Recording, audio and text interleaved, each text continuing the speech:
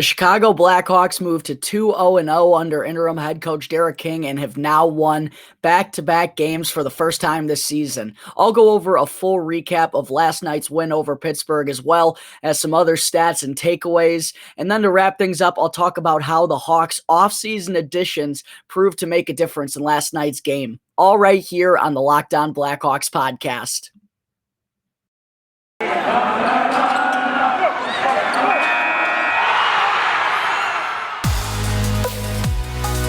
Locked On Blackhawks, your daily podcast on the Chicago Blackhawks. Part of the Locked On Podcast Network, your team every day.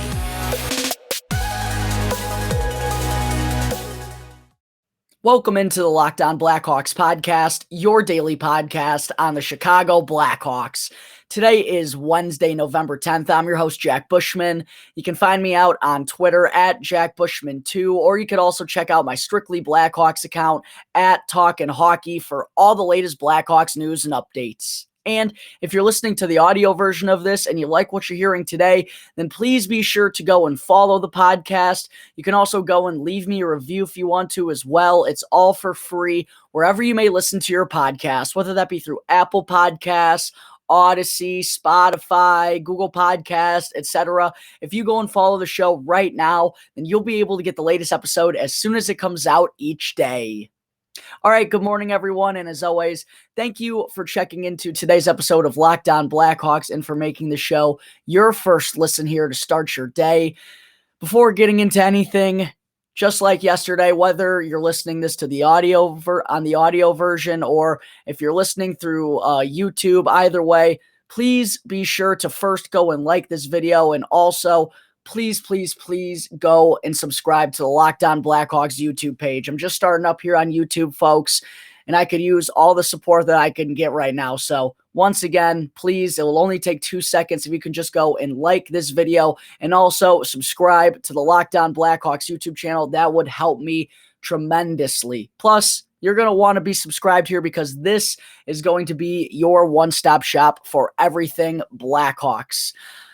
Let's get into the Hawks' second consecutive win last night against the Pittsburgh Penguins, defeating them 3-2 in a shootout at the United Center.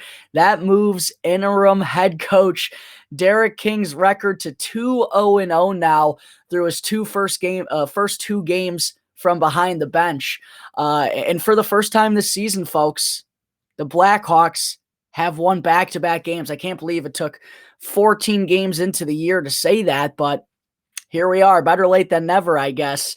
And it's just kind of funny that with Jeremy Colliton as the man in charge, he got off to a 1-9-2 start through those first 12 games. And now Derek King has 2 victories in as many games and has already surpassed Jeremy Colliton for wins as a head coach this season.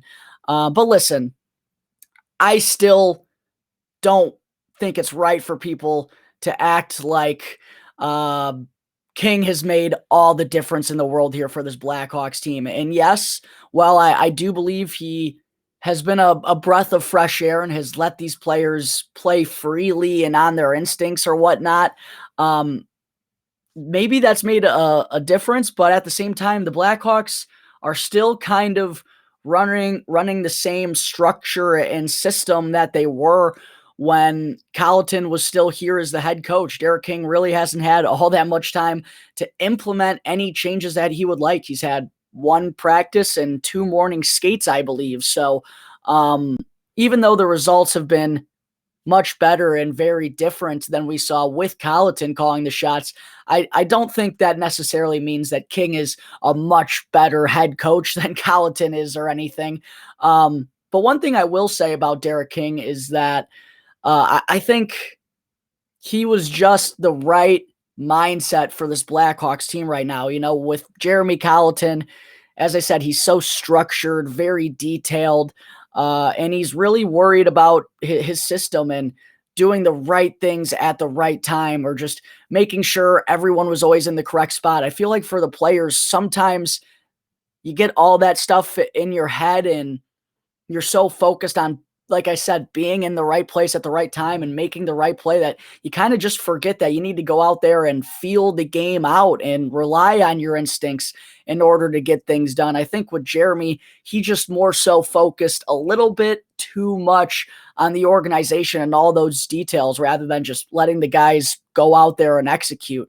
So again, I don't think that King necessarily is such a better head coach than Jeremy Colliton or anything. No, I just think a difference in opinion here has kind of led to the Blackhawks playing more open and freely, and just happened to lead to back-to-back victories so far.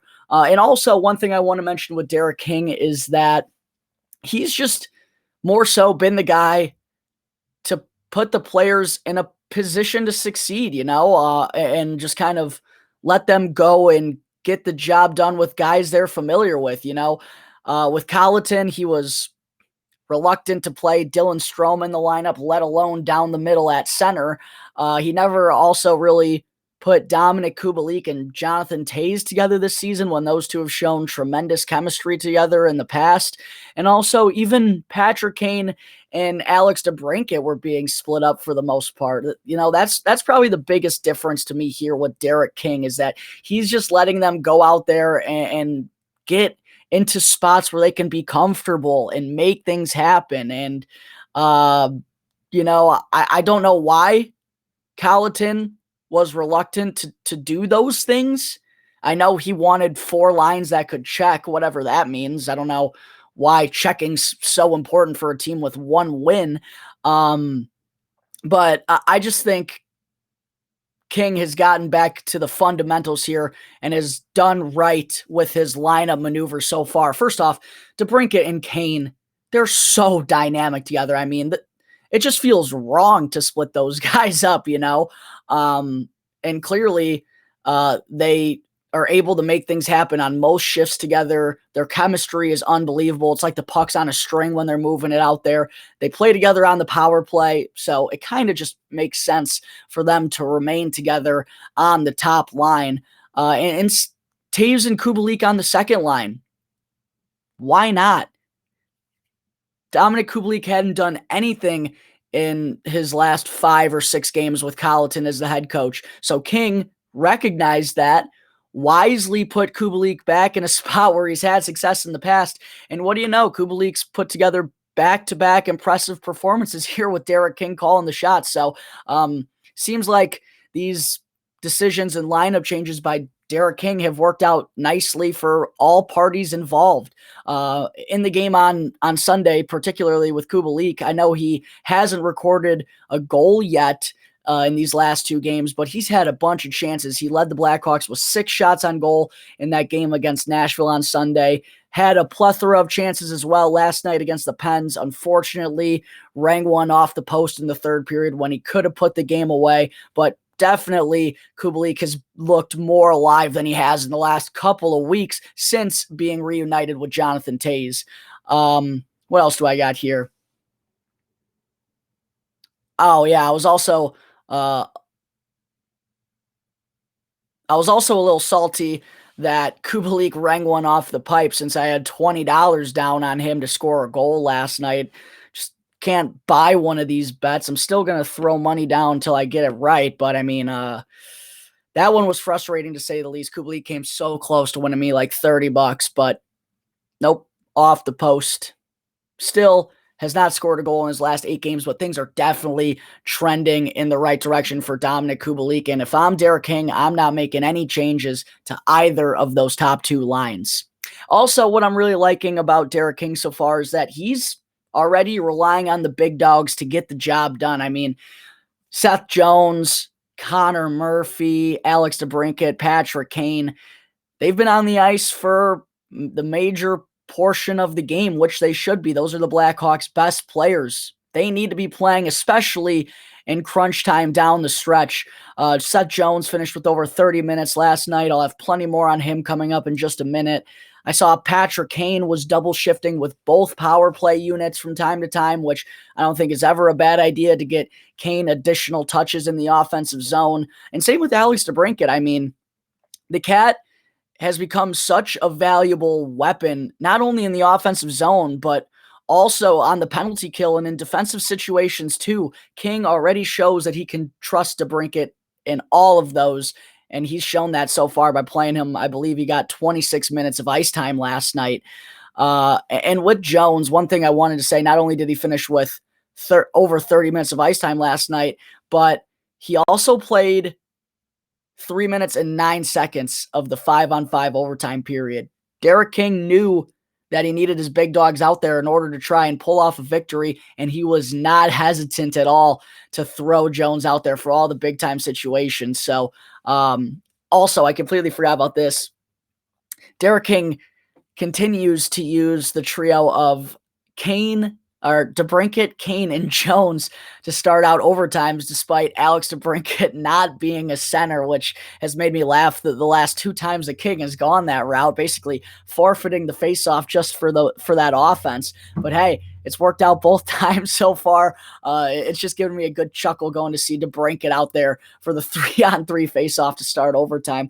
But I mean, I'll take plenty more of that if the Blackhawks keep reaching overtime, because that's the best trio for the Hawks. They need to be out there. And if you all remember last year, Jeremy Colliton would start David Kampf on the 3-on-3 period. I know if he won the faceoff, he'd change immediately. And if they lost, he was out there to be solid defensively. But that's just still never really made sense to me, because when we're trying to transition from defense to offense, you're not going to want Kampf on the ice. He's going to go for a change, and that's probably going to ruin I don't know, whatever. David Kampf's gone. Jeremy Colliton's gone. It doesn't even matter at this point. But so far, it's just clear that Derek King has trust already in his superstar players to get the job done in crunch time, and he's not overthinking it at all in these scenarios. He's letting the big dogs ride, and that was probably something that Colliton was a little guilty of during his time here, not only this season, but also in the past couple of years as Blackhawks head coach. All right, there are my first couple of thoughts on last night's contest and Derek King remaining undefeated. Coming up in just a moment, I am going to go over a full recap of the Hawks' 3-2 win over the Penguins in a shootout. But first, I need to talk to you all about Shopify. Shopify gives entrepreneurs the resources that were once reserved for big businesses so that upstarts, startups, and established businesses alike can sell everywhere. They can synchronize online and in-person sales and stay effortlessly informed. And you can quickly reach customers online and across social networks with an ever-growing suite of channel integrations and apps, including Facebook, Instagram, TikTok, Pinterest, and more. It's more than a store. Shopify grows with you. Shopify believes in liberating commerce for all because entrepreneurship has the power to drive communities forward, and commerce can be a force for good. And right now, if you go to shopify.com/LockedOnNHL, all lowercase, one word, you can get a free 14-day trial and get full access to Shopify's entire suite of features. Grow your business with Shopify today by going to shopify.com/LockedOnNHL right now. I also need to talk to you all about Built Bar, which is the protein bar that tastes just like a candy bar. Built Bar has a ton of awesome classic flavors like double chocolate, strawberry, raspberry, salted caramel, and they now have a couple of new flavors as well, like grasshopper cookie, which is really good if you're a fan of mint. They also have cookies and cream, which they just sent me a box of as well. And I got to talk about my personal favorite, which is blueberry muffin. I can't believe there's a blueberry muffin protein bar out there on the market right now.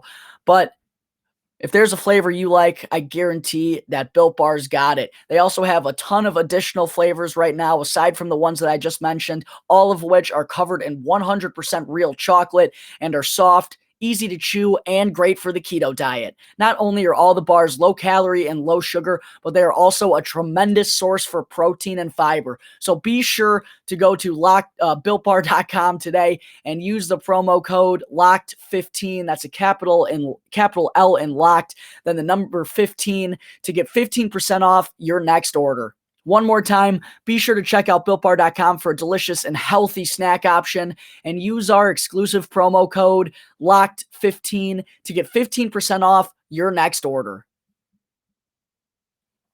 Welcome back to the Locked On Blackhawks podcast. I'm your host, Jack Bushman. Getting into segment 2 now today. It's time for my full recap of the Blackhawks' 3-2 win against the Pens last night. First, real quick though, whether you're watching this video through YouTube or if you're listening through the podcast app, please be sure to go and first like this video and also go and subscribe to the Locked On Blackhawks YouTube page. Go and comment down below. Tell me who you thought was the Blackhawks' best player last night and why. And I really appreciate all the support that everyone's shown me so far. I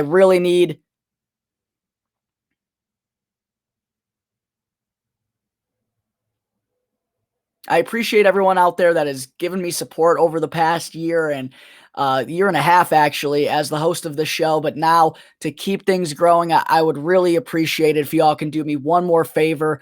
Go and like this video, comment down below who you thought the Blackhawks' best player was last night and why. And also go and subscribe to the Locked On Blackhawks YouTube page for your one-stop shop for everything Blackhawks. Now, moving on into a recap of last night's 3-2 victory for the Hawks, just like Sunday versus Nashville, the majority of the first period was pretty slow. Not a whole lot going on offensively for either side, kind of just a feeling out process. But as the period went on, I did think the Blackhawks started to wake up a little bit, and they wound up generating the better looks of the opening 20 minutes, and I thought they were the better team in the first period. So it was nice to see the Hawks come out of the gate with a pretty good start. Just basically at this point, don't fall behind after 20 minutes. That's the goal of this Blackhawks team. That's what haunted them so much through those first 9 or 10 games. They were never playing with a lead. So to come out of the first period, nothing, that basically feels like a win at this point for the Blackhawks. But what was really nice was that after they started to wake up in those last 10 minutes or so, they managed to take advantage of their momentum and capitalize for a couple of goals in the second period. The first one came just a couple of minutes in, a vintage Jonathan Toews moment. He won the offensive zone faceoff after a poor icing by the Penguins. Kubalik rings the puck around the boards. Toews does a good job of using his size to shield away Jeff Carter and then makes a beautiful no-look pass cross crease to set up Jujhar Khaira backdoor for his first goal as a member of the Blackhawks. And Khaira, to many people's surprise, was the one that actually got the bump up in the Blackhawks lineup with Brandon Hagel missing last night's game. Khaira joined Toews and Kubalik on that Hawks second line and actually looked pretty sharp there for the most part, I thought.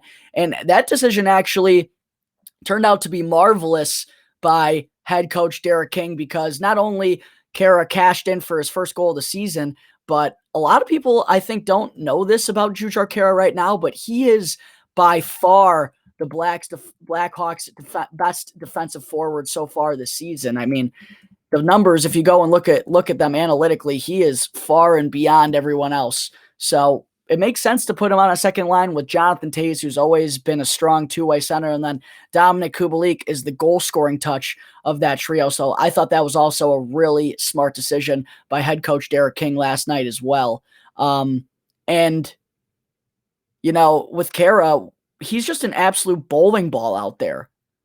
Every time he's on the ice, he's not afraid to get physical. He's not the fastest of players, but he is so physical. He'll get right up in your face, and he's not going to make anything easy for his opponent. So that's the side of Jujhar Khaira I've really liked so far this season. And honestly, if he can keep providing that aspect on the second line with just a hint of offense, I really wouldn't mind him in that second line role as long as Brandon Hagel's out of the lineup. Then towards the end of the second period, with the Hawks up 1-0 after a dominant offensive zone shift by the DeBrincat, Doc, and Kane line, the puck found its way to Seth Jones at the right point, and he absolutely roofed a shot past the blocker of Penn's goaltender Tristan Jarry, a full-on snipe from Jones, double posting in for his first goal as a member of the Blackhawks as well. He and Khaira both with their first goals in Chicago in the second period, and it was just about damn time for Seth. I mean, we've seen the offensive side of his game be tremendous through all those assists. He has the most assists of any defenseman in the NHL right now, but we've yet to see that goal-scoring side. So it was nice to see that not only did he come through for his first of the season, but it also happened to be an absolute beauty. And now, by the way, Seth Jones is tied with 2021 Norris Trophy winner Adam Fox for the most points among all NHL defensemen as well. And he went on to actually also extended his point streak to 5 games with that goal as well. So it's been a really strong stretch here in the past week or so for Seth Jones. And that's exactly the type of play we need out of him as our number one defenseman. I'll have more on Jones coming up a little bit later in the episode. But then after 40 minutes, the Blackhawks headed into the third period with a 2-0 lead. They were looking to cruise their way to a second consecutive victory, something that hadn't happened yet so far this season. But my, oh my, folks, those final 20 minutes were exactly how this team just cannot afford to play down the stretch, especially in a crucial game, a crucial time of the season where they just need to start compiling wins, as many as possible right now. In the third period alone, the Blackhawks were outshot 20-5 by Pittsburgh. They were outchanced 13-4. And just once again, with their backs against the wall, the Blackhawks defense really didn't show any life or didn't have any answers whatsoever. I mean, just completely dominated. And while you do expect a team that's trailing to come out surging, more so probably in the final 10 minutes of the third period, it's absolutely unacceptable for the entire 20 minutes to basically be a power play for the Penguins. I mean, it was slap shot regatta out there. And had it not been for Marc-Andre Flurry and his efforts down the stretch against the team that drafted him first overall nearly 20 years ago, all the way back in 2003, had it not been for Flurry, honestly, the Penguins probably could have come away with a victory in regulation here. And the most discouraging part about this effort by the Blackhawks in the third period, the most discouraging part of it to me, is that the Penguins were completely depleted. I mean, not only were they without both Sidney Crosby and Evgeny Malkin. By the way, I accidentally said on yesterday's episode that Crosby was dealing with a wrist injury. Well, he was dealing with a wrist injury, but he actually returned from that, played 1 game, and then tested positive for COVID-19. So he didn't miss last night's game because of the wrist injury. He missed it because of COVID. But along with Crosby and Malkin, the Penguins were also missing most of their defense in Chad Ruhwedel, Brian Dumoulin, Marcus Pettersson. All 3 of those guys were out in COVID protocol, along with head coach Mike Sullivan. So for the Blackhawks to get absolutely dominated the way they did by, as I said, decimated Penguins roster, that definitely isn't a good look for the Hawks defense. And it was honestly pretty embarrassing the way that they played there in that third period. I mean, it just definitely wasn't good enough and not how you want to finish off a game. Jeff Carter wound up scoring both the goals for the Pens. By the way, he's now 36 years old, which is kind of crazy to think. I remember Jeff Carter being a huge member of that LA Kings team back in the day. Whatever, we're not going to go there. Bad times, by the way, that 70s line. The first one that he scored, though, he got some inside position on Seth Jones. A good pass from Gensel. He's able to redirect it through Fleury's 5-hole to cut the Hawks deficit in half. And then with less than 5 minutes remaining in the third period, this one was a tough one for the Blackhawks because Kubalik had just rang one off the post, and then Mike Hardman had a breakaway opportunity as well, but that got stopped by Yari. And then the Pens come back up the ice with some speed. Gensel finds Carter once again, and just like that, the Penguins tie the game 2-2 with under 5 minutes to play. A full-on backbreaker given up there by the Blackhawks. They did manage to force the game into overtime, thankfully, due to a goal post in the final couple minutes. Marc-Andre Fleury, classic, rubbing his buddy the goalpost after getting a little bit of help there. But I will say that 3-on-3 period of overtime was absolutely incredible, just filled with some back and forth action from start to finish. And Alex DeBrincat had a couple of really good chances to end this one. He had a shot from right out in the slot that Yari made a huge save on. Him and Kaner also had a 2-on-0 breakaway. And of course, Kaner rings it off the pipe. I don't know how the Blackhawks weren't able to finish that one off in OT, but for the first time this season, they wound up going to a shootout.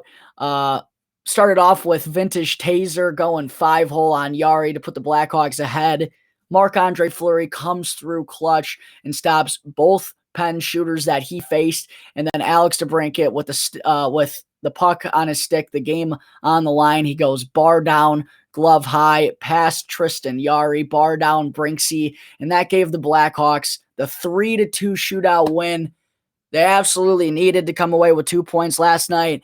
They did so by the skin of their teeth, but hey, we'll take them any way we can get them right now. And the Blackhawks were able to move to 3-9-2 on the season, thanks to some heroics from Alex DeBrincat and Jonathan Toews in the shootout, keeping head coach Derek King undefeated, moving him to 2-0-0 so far on the season. All right, that takes care of my recap over last night's win over the Pittsburgh Penguins. Coming up in just a moment, I'm going to talk about the Hawks' offseason acquisitions proving to be the difference in last night's victory. But first, I need to talk to you all about betonline.ag, your online sportsbook experts, and be sure to use our promo code LOCKEDON, one word in all caps, to receive a 50% welcome bonus on your first deposit. BetOnline is the fastest and easiest way to bet on all your sports action. NFL and college football are starting to close in on the postseason. The UFC had some incredible fights last weekend. They got a couple more coming up this Saturday. Max Holloway is fighting.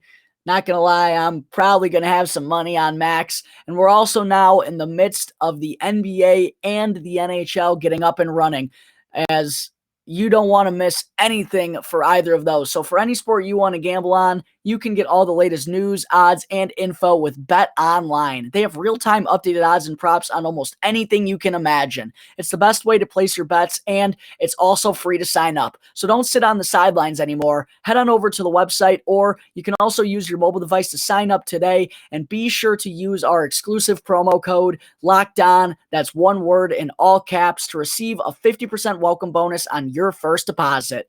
BetOnline, your online sportsbook experts.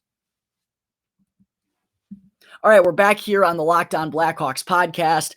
Moving into segment 3, before I wrap things up for the day, I wanted to be sure to share a couple of other stats and takeaways that I had from the Hawks' victory over Pittsburgh last night as well. First off, I want to start by talking about how the Hawks' offseason additions made all the difference in the win last night.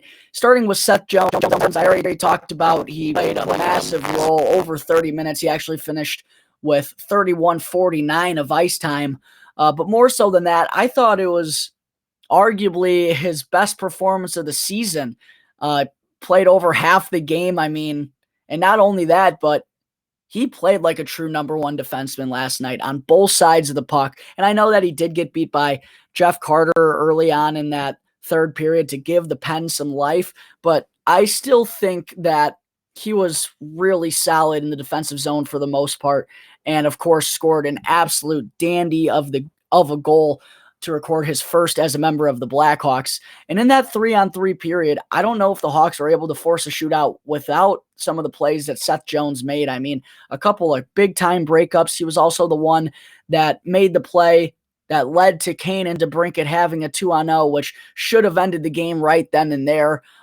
So just overall, very nice to see Jones play like a true number one defenseman last night. And those are the types of games he needs to be playing consistently for this team. In my opinion, the consistency has been the only issue with Seth Jones so far this season, because when he's on top of his game, he looks great, and there's no doubt that he can impact the game in all three zones. But when he's not on top of his game, when he's had a bad game this year, they have been really bad. And as a number one defenseman, especially for this Blackhawks team, they just can't afford for Jones's bad games to be that poor. That's been really my only knack on Seth Jones so far this season. But great to see him have a dominant performance like he did last night against the Penguins. And without him, I'm not sure the Blackhawks managed to come away with the victory. Also, Marc-Andre Fleury, folks. He wasn't tested very often through those first 40 minutes, but in the third period when the Blackhawks were getting absolutely dominated, and speaking, I just want to say, when you go 40 minutes without really getting tested, it's not like the Penguins weren't throwing anything on him at all, but at the same time, he wasn't really getting consistent shots against him until the third period when it was literally slap shot regatta out there. So it was really impressive to me to see Flower in that third period. No signs of rust. He was up to the challenge, stood on his head for the Blackhawks, and did everything he could in order to try and lead his team to victory. Unfortunately, the Pens were able to beat him twice, but I can't blame Marc-Andre Fleury for either of those. In total, he wound up stopping 18 of the 20 shots that he faced in that third period. He finished with 42 saves on 44 shot faced on the night, and that is what led to him picking up his second victory of the season here in Chicago. And going back to the last game that he had against Pittsburgh, it was the third game of the season for the Blackhawks. Fleury returns to the place he once called home, and he got embarrassed. The Pens put up 4 goals on Fleury in the first period on just 10 shots. Flower gets pulled, and he even talked about how it was just so frustrating and disappointing for him to have that type of return to Pittsburgh. So really nice to see Flower shine here last night against the Pens, picking up a big win against his former club. I was very happy for him, and I would probably guess that he's going to be back in net once again for the Blackhawks on Friday night against the Arizona Coyotes. A couple of other things I wanted to be sure to mention real quick before finishing up the episode, folks. The Blackhawks power play has now gone 4 consecutive games without recording a goal, and they've dropped all the way down to 17th in the NHL, converting at just 20%, and they're now 0 for 12 during that 4-game stretch. And look, I don't know. I'm not the head coach, but maybe Ryan Carpenter shouldn't be out there with that top power play unit any longer. That, to me, just, I don't know how Derek King could come in here and has made all the changes that he has in the lineup, but is still leaving Ryan Carpenter in the bumper role with the top power play unit. That just makes absolutely no sense to me at all. He's a guy with just 1 power play goal on his entire career and has mostly been known as a fourth-line grinder who's an asset for his team on the penalty kill unit, not the power play. This is a guy who's known for his defensive abilities, so I just don't get how he belongs on the man advantage with guys like Kane, DeBrincat, Taves, and Seth Jones. Like, what are we doing here? Why not Kirby Dach as the man in the middle and kind of force him to have a more aggressive mindset with the puck on his stick? Because once people start to respect Patrick Kane at that left circle and the cross crease pass that he has all the way over to Alex DeBrincat, also the fact that Kaner can shoot it from that right circle and has the option of pushing it down low to Jonathan Toews, once other NHL teams have to respect those options, that's going to open up everything for the man in the middle in that bumper role. But with Carpenter there right now, basically the defense is going, all right, if Ryan Carpenter beats us there, so be it. And so far, he hasn't beat anyone in that position. So I just don't understand why Kirby Dach isn't out there with the top power play unit right now. And honestly, why not Adam Gaudette in that role either? And by the way, Gaudette played a team low 5 minutes and 18 seconds last night. I don't understand as well. I will admit Derek King has done mostly the right things since coming in here as head coach in terms of the lineup, but for Adam Gaudette to be playing, what is that, a minute and a half a period? I mean, like, that doesn't make any sense to me. This was a guy who proved to the Blackhawks organization that he has some offensive skill in his game and also can have success in a bottom 6 role at the same time. So for the Blackhawks, Colliton first and now King as well, to not really give him any opportunities to succeed, that's just really frustrating to me because I know Adam Gaudette can help this Blackhawks team, but in order for him to do that, they have to use him to the best of their abilities, and they have not done so far this season. And speaking of low ice time, by the way, once again, Erik Gustafson proved to be the odd man out of the defensive group for the Blackhawks last night. Gustafson finished with just 8 minutes and 6 seconds of time on ice, and he's now compiled only 14 minutes and 27 seconds in the 2 games with Derek King as the head coach. And with Wyatt Kalynuk on the verge of returning, Kalynuk was actually activated off long-term injured reserve right before the Hawks hit the ice for pregame warmups last night.